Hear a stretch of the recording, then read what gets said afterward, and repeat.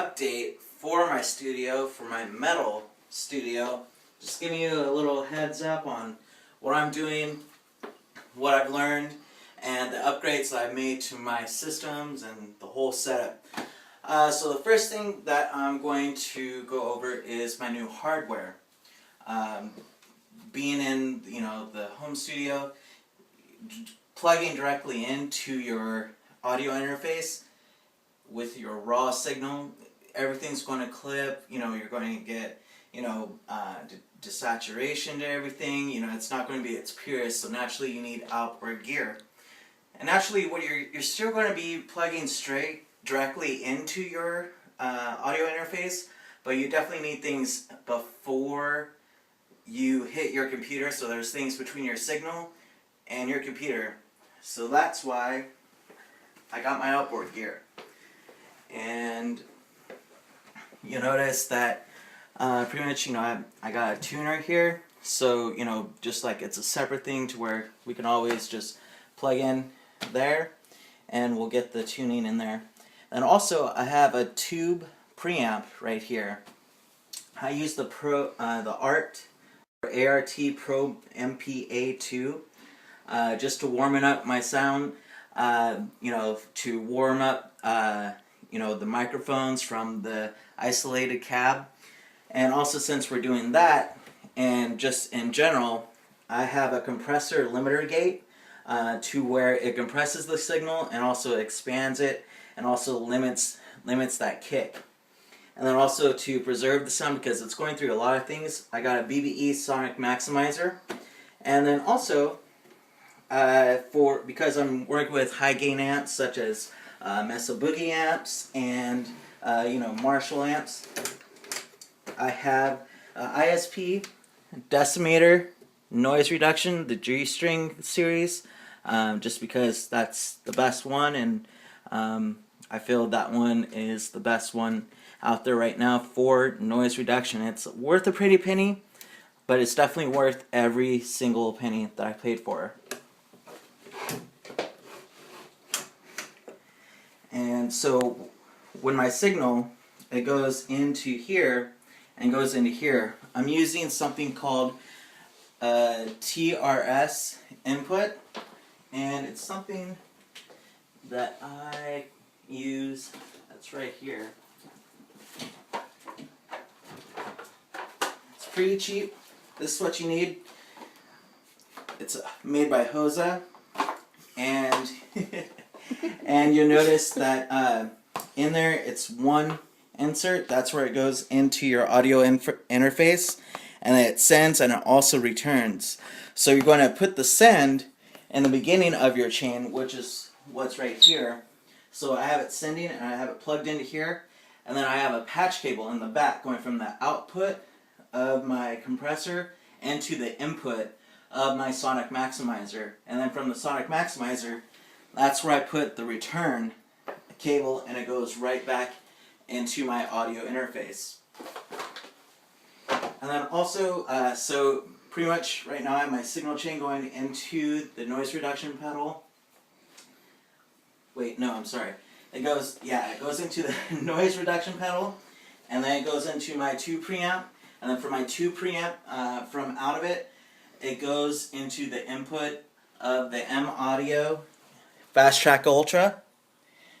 And in the Fast Track Ultra in the back, there's the input back there. I don't know if you can see back. No, you can't. But in the back, that's where I have it plugged in. I still have the two back there, and also the USB input.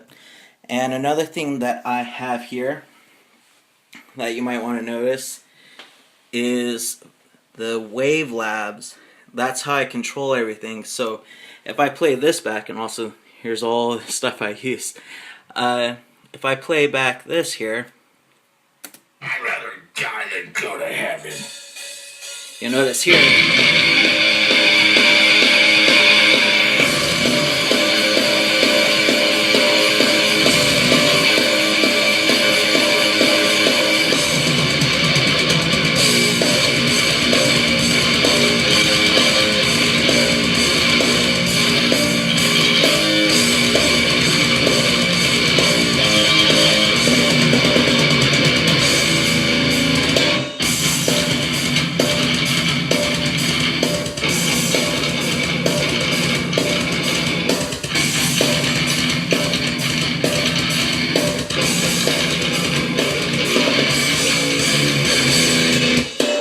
can notice you can monitor what everything in your broadband, you know, the level and also the band that it's also kicking. So if you hear anything, you can level it out.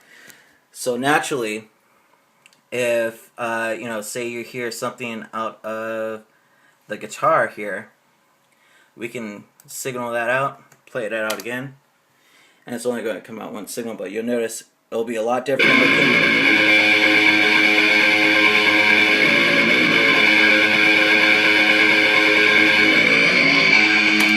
And it's also on a different wavelength. And then so you can do that, and then also you can, it works for pretty much everything. I could do the drums.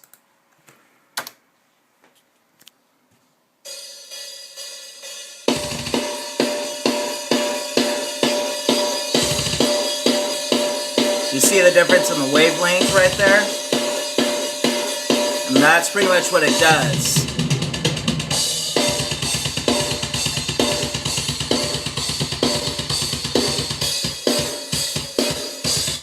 So that's pretty much that right there. So it lets you know what frequencies are being used, which ones you need to cut, and which ones are interlacing with one another. Because the thing I've learned is also the wavelengths when you're EQing. Because you can have the best shit out there, but you can still sound like shit. And I do have to admit, I haven't mastered it just yet. I'm still a beginning. I've been doing this like, you know, a year and a half, and I'm still no expert. I'm probably not even an intermediate user yet, but I'm still learning. And that's pretty much what I learned. Pretty much when you're, especially when you're working with bass drums and the bass, they can't be on the same wavelength. They'll, you know, pretty much cancel each other out, and they'll just sound like mud. Pretty much you have to use the sidechain compression for that. Usually for the frequencies that I cut out is usually for the bass guitar. I usually cut out from the 20 hertz to the 30 hertz to keep it in that range. For the kick drum, I usually keep it from the 40 hertz to 60 hertz, and I keep it that in that range with the sidechain compression going as well. And also, what I'm going to talk about as well is, real brief, is my new computer. It's a 17-inch quad-core 3 gigahertz processor with the AMD. I originally had a Toshiba with an Intel processor in it, but for some reason, like, it just was too much power for the motherboard. It was, I was having too many complications, and then I took it back, and I got this from Staples, and I got a steal from it. For this 17-inch one, it was $450. So if you go to Staples, they probably still have these. And then also another thing that I got that's new, I upgraded my keyboard, or my MIDI controller. I updated to the on the USB MIDI because, again, you don't need it, so you can just use anything you want for the sampled sounds.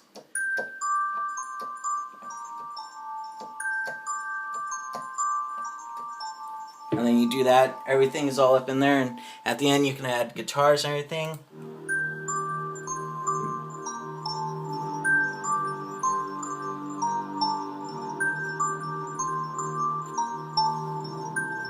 And then you can just add guitars, and then also I can use my MPC pad on here as well, because I still use this, but I don't use those keys anymore. But you notice you can just use these and loop them.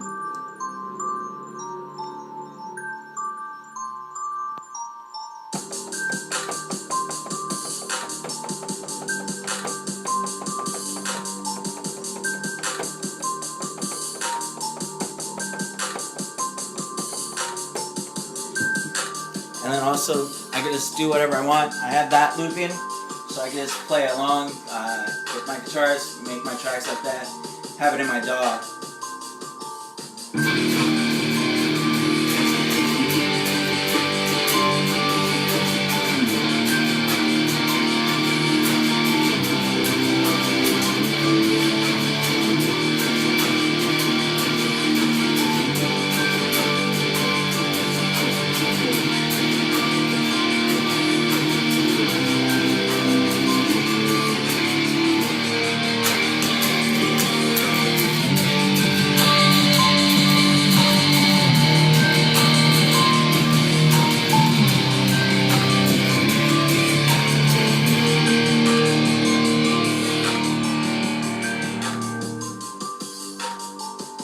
much it.